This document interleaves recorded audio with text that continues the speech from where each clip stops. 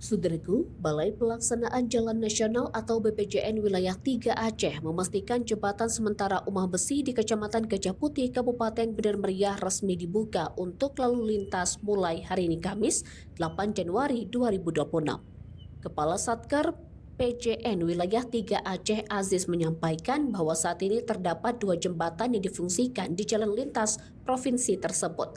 Terdiri dari jembatan fungsional yang selama ini digunakan masyarakat pasca bencana dan jembatan Bailey yang akan dibuka hari ini.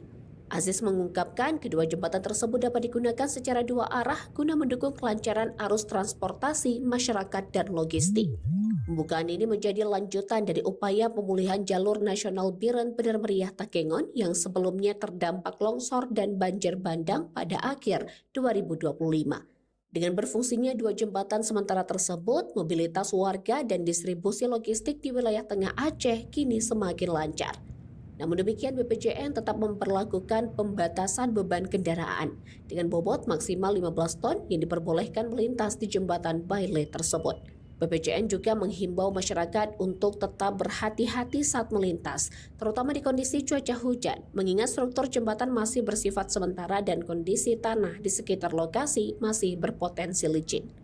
Dengan dibukanya akses ini, diharapkan aktivitas ekonomi, distribusi kebutuhan pokok, serta mobilitas masyarakat Aceh Tengah dan sekitarnya dapat terus pulih secara bertahap. Dari Bener Meriah, Alga Mahati Ara, Tribun Gayo.